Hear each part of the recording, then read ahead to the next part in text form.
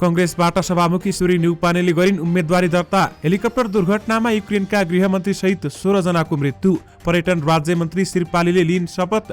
लुम्बिनीका सभामुख र उपसभामुखले लिए शपथ। कर्णालीको उपसभामुखमा माओवादीकी यशोदा न्यौपाने निर्वाचित। स्रोत नखुलेको 22.5 लाख रुपियाँ सहित 2 जना पक्राउ। विमान दुर्घटना बारेमा अध्ययन गर्न आएको फ्रान्सेली टोली।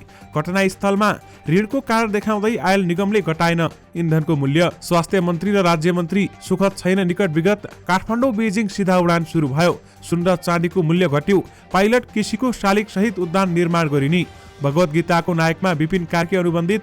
38 वर्षपछि भुवनले खुलाए कुसुमे रुमाल र दीपा झाबारेमा रोचक किस्सा। सभामुखमा उम्मेदवारी दर्तापछि कंग्रेस सांसद न्यौपानेले भनिन् सांसदकै मतले जित्छु। श्रम मन्त्री अर्याल विवादित बनेपछि खुल्नै छाड्यो उनी जोडिएको म्यानपावरको वेबसाइट। सन्दीप लामिछानेलाई छोड्ने आदेश बदर गर्न सर्वोच्च जाने उच्च सरकारी वकिलको तयारी। नारायणगढ मुगलिन सडक थप 1 महिना दिउँसो बाटो बन्द गरिँदै संसद प्रतिपक्षविहीन भयो। बानेश्वरबाट म प्रतिपक्षको भूमिका खेल्छु भन्दै सागर ढकालले भने। वर्षमान पुनको कलेजो प्रत्यारोपण गर्नुपर्ने। शेरबहादुर देउबासँग भेटेपछि माधव कुमार नेपालले भने संवैधानिक पदमा मिलेर जाने कुरा भयो। ज्ञानेन्द्र शाही राष्ट्रिय प्रजातन्त्र पार्टीका प्रमुख सचेतक। मन्त्री परिषद विस्तारपछि पहिलो बैठक सिंहदरबारमा। मध्य प्रदेशका मुख्यमन्त्रीले पाए सिङ्गो प्रदेशसभाको विश्वासको मत। राहदानी लिनेको संख्या फेरि बढ्यो। जङ्गी अड्डामा सेनाको फोटो तथा युनिट विशेष प्रदर्शनी। एटीआर 72 दुर्घटनामा मृत्यु भएका थप 2 जनाको शव काठमाडौँमा। सरकारले पूर्णता पाएपछि सिंहदरबारमा मन्त्री परिषद बैठक। सन्दीपलाई जेलमै फर्काउन माग गर्दै उच्च सरकारी वकिल सर्वोच्च जाने तयारी। दुर्घटना बारेमा अध्ययन गर्न विमान निर्माण कम्पनीको टोली पोखरामा। अस्पतालले मृत घोषणा गरेको शिशु चल्मलाएपछि भयो ठूलो हंगामा। सभामुख चुनाव बारेमा कंग्रेस सहित सरकार बाहिरका दलहरू छलफलमा। दर्शक महानुभावहरू नमस्कार। स्मार्ट खबरको न्युज अपडेटमा यहाँहरूलाई हार्दिक स्वागत छ। म आर्यन न्यौपाने। सदाको चाहिँ आज पनि हामी उपस्थित भइसकेका छौं। आजका दिनभरका मुख्य खबरहरू लिएर हामीलाई अन्तिमसम्म हेर्नुहोला अनि हाम्रो मेहनतका लागि यो भिडियोमा एउटा लाइक अवश्य गर्नुहोला। दर्शक महानुभावहरू पलपलको न्युज अपडेटका लागि हाम्रो च्यानललाई सब्स्क्राइब गरी नजिकै आउने बेल आइकनलाई क्लिक गर्नुहोला। कहाँबाट हेर्दै हुनुहुन्छ अनि के कस्तो लाग्दैछ आफ्ना कुराहरू तलको कमेन्ट बक्समा कमेन्ट गर्नुहोला। दैनिक रूपमा हेर्नुहुन्छ भने रेगुलर भनेर लेख्नुहोला। आज पहिलोचोटि हो भने फर्स्ट टाइम लेखिदिनुहोला। दर्शक महानुभावहरू देशभित्रबाट हेर्नु भएको छ भने आफ्नो गाउँ ठाउँ शहर अनि जिल्लाको नाम लेखिदिनुहोला। विदेशबाट हामीलाई हेर्नु भएको छ भने कुन देशबाट हेर्नु भएको छ त्यो कुरा पनि तलको कमेन्ट बक्समा कमेन्ट गरिदिनुहोला। आउनुहोस् दर्शक महानुभावहरू आजका दिनभरका मुख्य खबर सुरु गरौँ। विमान दुर्घटना बारेमा अध्ययन गर्न फ्रान्सेली टोली घटनास्थलमा आएको प्रसङ्गबाट। पोखरामा भएको एटी एयरलाइन्सको एटीआर विमान दुर्घटना बारेमा अध्ययन गर्न फ्रान्सबाट आएको विज्ञ टोली घटनास्थलमा पुगेको छ। एटीआर विमान निर्माता कम्पनीको 9 सदस्यीय विज्ञ टोली नेपाल आएको हो भने विज्ञ टोलीले घटनास्थलको अवलोकन गर्नुका साथै उडानमा संलग्नहरूसँग पनि छलफल गर्नेछ र दुर्घटनाको कारण पत्ता लगाउनेछ। नेपालमा पहिलो पटक एटीआर विमान दुर्घटना भएको हो। त्यसैले विमान निर्माता कम्पनीले दुर्घटनाप्रति चासो दिएको हो। सरकारले विमान दुर्घटनापछि पूर्व सचिव नागेन्द्र घिमिरेको संयोजकतामा बनाएको 5 सदस्यीय दुर्घटना जाँच आयोगले पनि पोखरामै रहेर काम थालेको संस्कृति पर्यटन तथा नागरिक उड्डयन मन्त्रालयले जनाएको छ। जहाजको ब्ल्याक बक्सको रिपोर्ट आउन ढिला हुने भएकाले रिपोर्ट कहिलेसम्म आउने भन्न नसकिने उक्त आयोगका एक सदस्यले हामीलाई बताउनु भएको छ। भर्खर जाँच सुरु भएको छ। सबै चीज मिहिन ढङ्गले अध्ययन गर्नुपर्छ। त्यसमाथि सुरुमा ब्ल्याक बक्सको रिपोर्ट नआई केही भन्न सकिँदैन आयोगका एक सदस्यले भने। फाइल रिपोर्ट आउन अझै केही समय लाग्छ, निश्चित छैन। पूर्व सचिव नागेन्द्र घिमिरेको संयोजकतामा 5 सदस्यीय दुर्घटना जाँच आयोग गठन भएको थियो भने आयोग सदस्यमा हवाई विज्ञका रूपमा नेपाली सेनाका अवकाश प्राप्त उपरथी दीपक प्रसाद वास्तला र अवकाश प्राप्त क्याप्टेन सुनिल थापा रहेका छन्। आयोगको सदस्यमा हवाई मर्मत विज्ञ एकराज जङ थापा र आयोगको सदस्य सचिवमा संस्कृति पर्यटन तथा नागरिक उड्डयन मन्त्रालयका सहसचिव बुद्धिसागर लामिछाने रहेका छन्। यानि कि विमान दुर्घटना बारेमा अध्ययन गर्न फ्रान्सेली टोली घटनास्थलमा पुगेको छ। उच्च सरकारी वकिलको कार्यालय पाटनले बलात्कारको अभियोग लागेका क्रिकेटर सन्दीप लामिछानेलाई थुनामुक्त गर्ने आदेश बदर गर्न माग गर्दै सर्वोच्च अदालत जाने तयारी गरेको छ। उच्च अदालत पाटनले गएको बिहीबार लामिछानेलाई थुनामुक्त गर्न आदेश दिएको थियो। उक्त आदेशले थुनामा राख्नै पर्ने पर्याप्त आधार नभएको भन्दै 20 लाख तरोटीमा छोडिदिएको थियो। उक्त आदेश र कानून सर्वोच्चले गरेका व्याख्यासँग बाजीको भन्दै सर्वोच्च जाने तयारी गरेको पाटन उच्च सरकारी वकिल स्रोतले जानकारी दिएको छ। सन्दीप लामिछानेलाई छोड्ने र अदालतको आदेश त्रुटि चुनौतीपूर्ण रहेको भन्दै सर्वोच्चमा निवेदन हाल्ने लगभग टुङ्गो लागेको छ, हामी तयारी गरिरहेका छौँ भन्दै स्रोतले भन्यो। उनका अनुसार सर्वोच्च अदालतमा पठाउने निवेदन लेख्ने काम भइरहेको छ। बिहीबारको आदेश औपचारिक रूपमा मङ्गलबार मात्र उच्च सरकारी वकिलको कार्यालयमा पाटनमा पुगेको थियो। नाबालिकामाथि बलात्कारको अभियोग लागेका लामिछानेले आफू थुना बाहिर बसेर मुद्दा लड्न पाऊँ भन्दै दिएको निवेदनमा उच्च अदालतका पाटनका न्यायाधीश ध्रुवराज नन्द र रमेश ढकालको इजलासले गएको बिहीबार उनलाई धरोटीमा छोड्ने आदेश दिएको थियो। विदेश जान नपाउने, उपत्यका बाहिर जाँदा पनि काठमाडौँ जिल्ला प्रशासनबाट अनुमति लिनुपर्ने, उनको मोबाइल र फोन प्रहरीबाट निगरानीमा हुने र पीडितसँग कुनै पनि प्रकारको सम्पर्क नराख्ने शर्त पनि आदेशमा उल्लेख गरिएको थियो। उक्त आदेशमा थुन्नै पर्ने अवस्था नदेखेकाले लामिछानेलाई 20 लाख धरोटीमा छोडिएको उल्लेख गरिएको छ। त्यसैले थुनाको विकल्पमा उद्धार भएको पनि आदेशमा जनाइएको छ। विशेष गरी सन्दीप लामिछानेलाई छोड्ने आदेश बदर गर्न सर्वोच्च जाने उच्च सरकारी वकिलले तयारी गरेका छन्।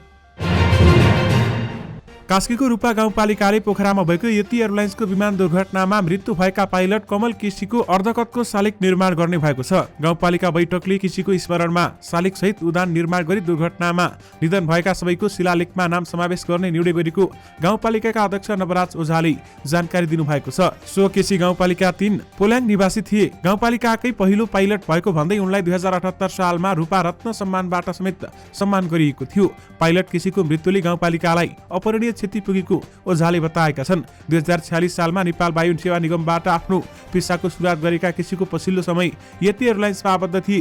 केसीले पोखरा अन्तर्राष्ट्रिय विमानस्थल र भैरवा अन्तर्राष्ट्रिय विमानस्थलमा पहिलो परीक्षण उडान पनि गरेका थिए। विशेष गरी पाइलट केसीको शालिग सहित उडान निर्माण गरिने भएको छ।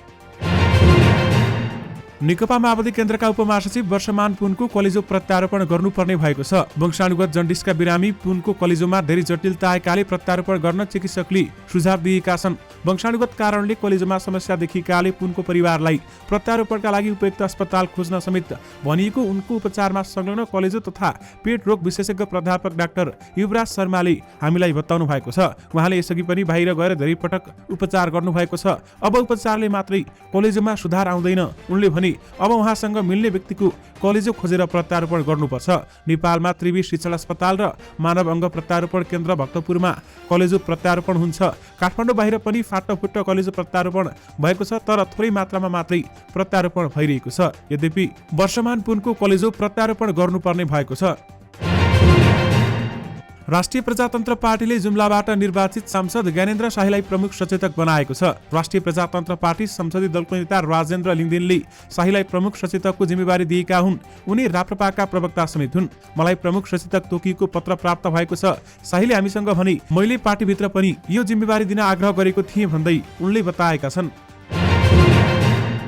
दर्शक महानुभावहरू, तपाईहरुमाझ एउटा अन्तर्राष्ट्रिय समाचार राख्न चाहे। युक्रेनमा भएको हेलिकप्टर दुर्घटनामा त्यहाँका आन्तरिक मामिला मन्त्री डेनिस मोनास्टिर्स्की सहित 16 जनाको मृत्यु भएको छ। राजधानी किभको पूर्वी उपनगरमा एउटा बालबालिका पढ्ने विद्यालय नजिकै हेलिकप्टर खसेको थियो भने मृत्यु हुनेमा 2 जना बालबालिका छन्। 10 जना बालबालिका सहित 22 जना घाइते भएका र उनीहरूलाई उपचारका लागि अस्पताल लगिएको बीबीसीले जनाएको छ। दुर्घटनामा परेको हेलिकप्टर युक्रेनी आपतकालीन सेवामा रहेको प्रहरी प्रमुख इहोर क्लेमेन्कोले सामाजिक सञ्जाल मार्फत जानकारी दिएका छन्। हेलिकप्टर खसेपछि विद्यालयका बालबालिका र शिक्षकलाई सुरक्षित स्थानमा सारिएको छ।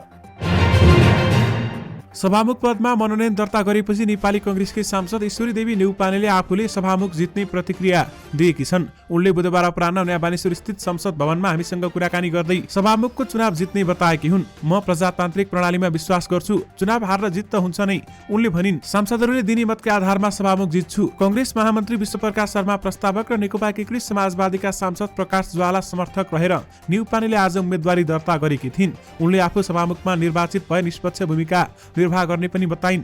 सकेसम्म राम्रो तरिकाले मैले सांसद चलाउँछु। उनले भनिन्, कांग्रेसबाट सभामुख उम्मेद्वार रहेकी नेउपानेलाई आफूहरूको पनि समर्थन भएको एकीकृत समाजवादीका सांसद राजेन्द्र पाण्डेले पनि बताउनु भएको छ। दर्शक महानुभावहरू, सभामुखमा उम्मेदवारी दर्तापछि कांग्रेस सांसद नेउपानेले सांसदकै मतले जित्छु भन्दै बताएकी छन्।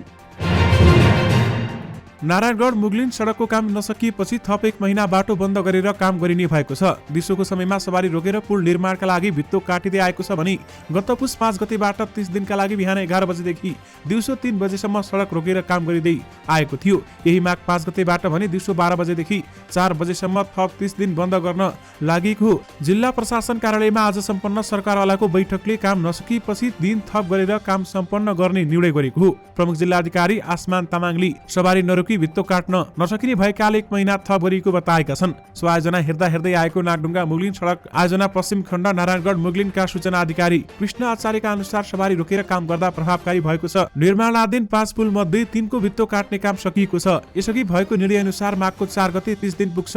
पुसको 30 गते र माघको 1 गतेसम्म माघे संक्रान्तिका कारण सवारी रोकिएको छैन। उनका अनुसार सिन्ताल कालीखोला र नाम्ची खोलाको पुलको काम सकिएको हो। चिसिएनजी र तुइन खोलाको पुलको भित्तो काट्न बाँकी रहेको छ भन्दै बताइएको छ। यानि कि नारायणगढ मुगलिन सडक खण्ड थप 1 महिना दिउँसो बाटो बन्द गरिने भएको छ।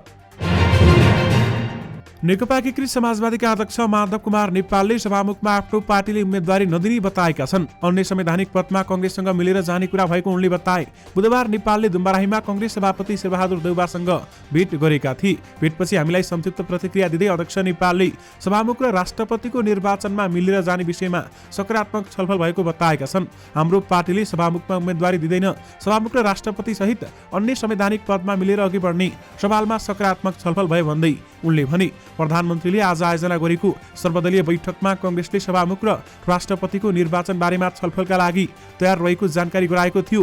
आज कांग्रेस सभापति देउवाले अध्यक्ष नेपाल र जनता समाजवादी पार्टीका अध्यक्ष उपेन्द्र यादवसँग छलफल गरेका थिए। सत्ता गठबन्धनले उपराष्ट्रपति पद जसपालाई नदिने संकेत गरेपछि जसपा रुष्ट बनेको छ।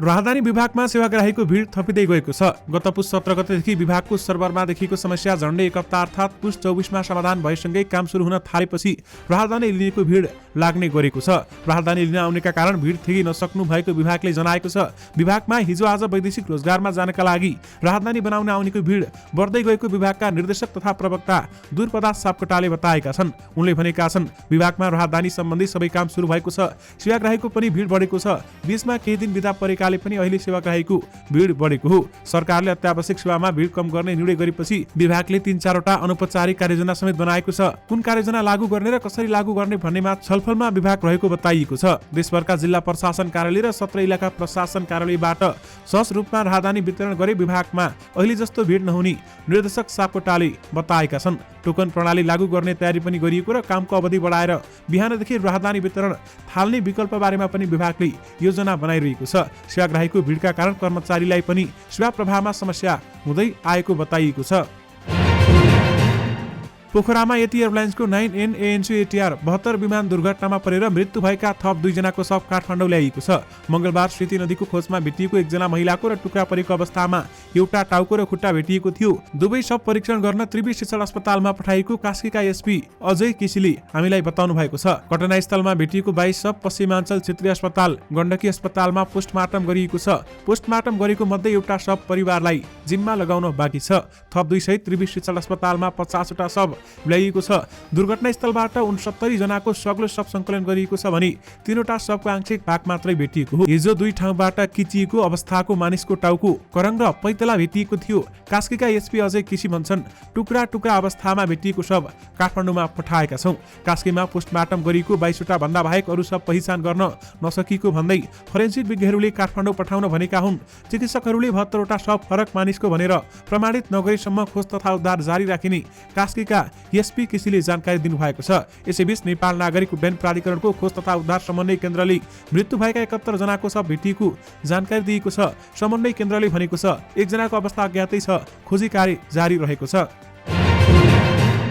संस्कृति पर्यटन तथा नागरिक उड्डयन राज्य मन्त्री सुशीला श्रीपाली ठकुरीले पद तथा गोपनीयताको शपथ लिएकी छन्। उनलाई प्रधानमन्त्री पुष्पकमल दाहाल प्रचण्डले शपथ गराएका हुन्। मंगलबार ढिलो सूचना पाएका कारण राज्य मन्त्री श्रीपाली राष्ट्रपति कार्यालयमा भएको शपथ समारोहमा सहभागी हुन सकेकी थिएनन्। यद्यपि पर्यटन राज्य मन्त्री श्रीपालीले शपथ लिएकी छन्। लुम्बिनी प्रदेशका नवनिर्वाचित सभामुख र उपसभामुखले शपथ लिएका छन्। सत्ता गठबन्धनबाट सभामुखमा माओवादी केन्द्रका तुलाराम घरती र उपसभामुखमा राप्रपाकी मेनुका खाँड निर्विरोध निर्वाचित भएका छन्। बुटवल स्थित प्रदेश प्रमुखको कार्यालयमा प्रदेश प्रमुख अमिक शेरचनले बिहीबार दिउँसो सभामुख र उपसभामुखलाई शपथ ग्रहण गराएका हुन्। प्रदेश प्रमुखले मुख्यमन्त्री र 2 जना मन्त्रीको शपथ भने दाङमा गराएका छन्। सभामुख घरतीको एकल उम्मेदवारी परेको थियो भने उपसभामुखमा नेपाली कांग्रेसका विश्वप्रेम पाठक र नागरिक उन्मुक्ति पार्टीकी निर्मला देवी थारूले उम्मेदवारी दर्ता गराएका थिए, तर उनीहरूले प्रदेशसभा बैठकमा उम्मेदवारी फिर्ता लिएको घोषणा गरेपछि खाँड मतदान प्रक्रियामा नगई निर्वाचित भएका हुन्। विशेष गरी लुम्बिनीका सभामुख र उपसभामुखले शपथ लिएका छन्।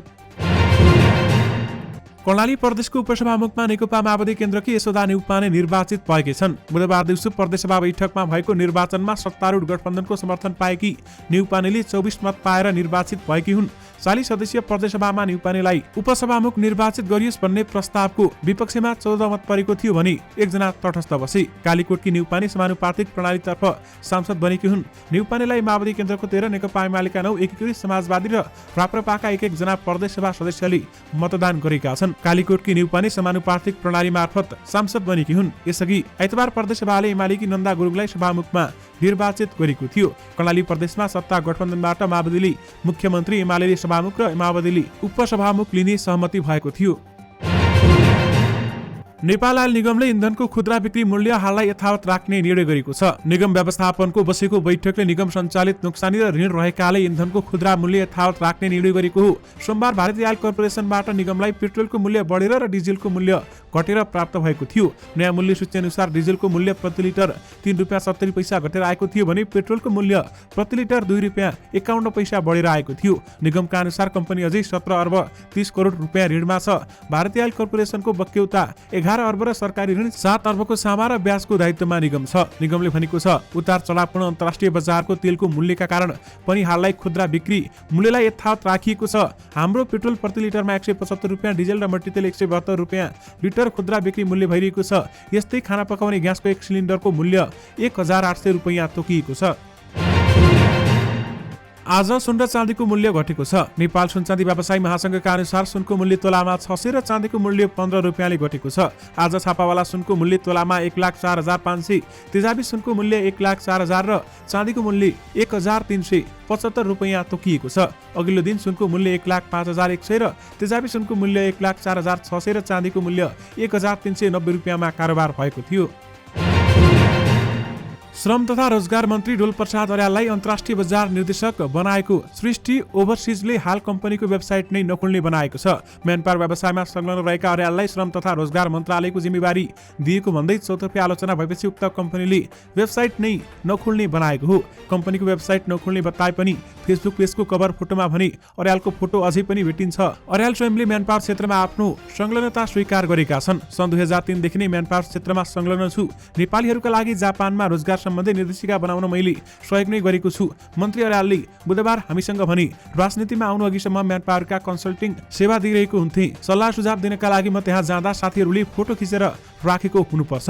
अर्याल 17 वर्षभन्दा बढी जापानमा बसेका हुन्। उनले पुतली सडकमा जापानी भाषा पढाउने संस्था पनि खोलेका थिए। अर्यालले धेरै मानिसलाई रोजगारीका लागि जापान समेत पठाएका छन्। उहाँ मेरो आफन्त हो। म्यानपावर व्यवसायमा संलग्न हुनुहुन्छ कि हुनुहुन्न भन्ने थाहा त छैन, तर धादिङका धेरैलाई उहाँले जापान पठाउनु भएको छ। धादिङ ज्वालामुखी गाउँपालिका 2 का पौष तिवारीले भने। तिवारीका अनुसार अर्याली श्रीमती अम्बिका पनि म्यानपावर क्षेत्रमा कार्यशील छिन्। पहिले उहाँ म्यानपावरमा जागिर हुनुहुन्थ्यो। लगानीका विषयमा भने मलाई जानकारी छैन भन्दै तिवारीले भने। यद्यपि मन्त्री अर्यालले भने म्यानपावरका श्रीमती र आफ्नो पनि लगानीमै नरहेको दाबी गरेका छन्। मेरो श्रीमतीलाई म्यानपावरको म पनि थाहा छैन, म्यानपावरमा हाम्रो कतै लगानी छैन भन्दै अर्यालले भनेका छन्। राष्ट्रिय स्वतन्त्र पार्टीले चुनावी अभियानका क्रममा जान्नेलाई छान्ने नारा बनाएको थियो। पार्टीले विज्ञताका आधारमा मन्त्री छान्ने निर्णय गरेकाले अर्याललाई श्रम मन्त्रालयको जिम्मेवारी दिएको प्रवक्ता मुकुल ढकालले बताएका छन्। पार्टीले विज्ञताका आधारमा मन्त्री छान्ने निर्णय गरेको थियो। श्रम तथा रोजगार क्षेत्रमा उहाँ काम र क्रियाशीलता हेरेरै उहाँलाई मन्त्री बनाएको भन्दै ढकालले भने। मन्त्री अर्यालले पनि श्रम तथा रोजगार क्षेत्रमा आफ्नो विज्ञता रहेको दाबी समेत गरेका छन्। विशेष गरी श्रम मन्त्री अर्याल विवादित बनेपछि उनीसँग जोडिएको म्यानपावरको वेबसाइट नै खुल्न छाडेको छ। प्रतिनिधि सभाको चुनावमा नेपाली कंग्रेसका सभापति शेरबहादुर देउवासँग डडेलधुरामा पराजित भएका सागर ढकालले संसद प्रतिपक्षविहीन भएकाले आफूले बानेश्वरबाट प्रतिपक्षको भूमिका निर्वाह गर्ने बताएका छन्। बुधबार सामाजिक सञ्जालमा संसद भवन बानेश्वरलाई पृष्ठभूमिमा राखेर भिडियो सार्वजनिक गर्दै ढकालले मन्त्री परिषद विस्तार लगायतका विषयमा आफ्ना धारणा राखेका छन्। अहिलेको मन्त्री परिषदमा 90% सदस्यहरू पुराना भए पनि 10% आफूले केही नयाँ काम हुने आशा गरेको बताएका छन्। रवि लामिछानेलाई शङ्काको सुविधा दिएको उल्लेख गर्दै उनले राजेन्द्र लिङ्गदेन ऊर्जा मन्त्री हुनु गलत भएको बताएका छन्। मैले बानेश्वरको संसद भवनभित्र आफ्ना कुरा राख्ने गरी मत पाइन, तर अहिले संसद प्रतिपक्षविहीन भयो, ढकालले हामीसँग भने। त्यही भएर अब संसद भवनलाई पृष्ठभूमिमा राखेर समसामयिक विषयमा आफ्ना कुराहरू राख्नेछु भन्दै उहाँले बताउनु भएको छ। मन्त्री परिषद विस्तारपछि पहिलो बैठक बसेको छ। आज प्रधानमन्त्री तथा मन्त्री परिषदको कार्यालयमा सिंहदरबारमा मन्त्री परिषदको बैठक सुरु भएको हो। मंगलबार मात्रै प्रधानमन्त्री प्रचण्डले मन्त्री परिषद विस्तार गरेर 23 सदस्यीय समिति बनाएका थिए। प्रचण्डले 12 मन्त्री र 3 राज्यमन्त्री थपेका हुन्। सबैको कार्यविभाजन समेत भइसकेको छ।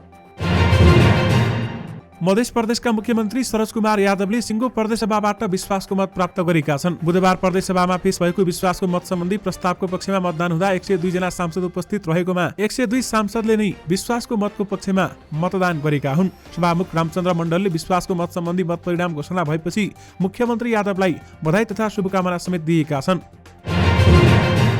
सेना दिवस 2079 को अवसरमा नेपाली सेनाको मुख्यालय जङ्गी अड्डामा इतिहासदेखि वर्तमानसम्ममा भन्ने नाराका साथ फोटो तथा युनिट विशेष प्रदर्शनी हुने भएको छ। सैनिक केन्द्रीय पुस्तकालय अगाडिको मैदानमा शुक्रबारदेखि सुरु हुने उक्त प्रदर्शनीमा नेपाली सेनाको ऐतिहासिक विकास क्रम एवं वर्तमानका गतिविधिको झलक प्रस्तुत गरिने नेपाली सेनाको सैनिक जनसम्पर्क तथा सूचना निर्देशनालयले जानकारी गराएको छ। उक्त प्रदर्शनीमा फोटोसहित हात हतियार, खेलकुद तथा पर्वतारोहण, विकास निर्माण, फौज तथा विभिन्न अङ्ग शान्ति मिसनमा नेपाली सेनाको सहभागिता सम्बन्धीका गतिविधि समावेश हुने जनाइएको छ। यस्तै सैनिक ब्यान्ड, विशेष फौज एकीकरण पथमार्ग, घोडचढी, सैनिक पोसाक र उपकरण तथा निकुञ्ज सुरक्षा सम्बन्धी पनि प्रदर्शनी गरिने जनाइएको छ।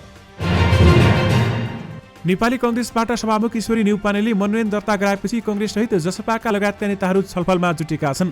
जसपा संसदीय दलको नेता रामसाहेब प्रसाद यादव कंग्रेस संसदीय दलको कार्यालय आइपुगेपछि नेताहरू छलफलमा जुटेका हुन्। बिहीबार सभामुखको चुनाव हुँदैछ। सत्ता बाहिर रहेका दल नेपाली कंग्रेस, एकीकृत समाजवादी, जनता समाजवादी पार्टी र लोकतान्त्रिक समाजवादी पार्टीले उपसभामुख बारे पनि टुङ्गो लगाउने बताइएको छ। स्रोत नखुलेको 22.5 लाख रुपियाँ सहित वीरगञ्जमा 2 जना पक्राउ परेका छन्। पक्राउ पर्नेमा वीरगञ्जको नगवाका 34 वर्षीय विकास शाह र मनियारी बस्ने सुभाष कुमार शाह रहेका प्रहरीले जनाएको छ।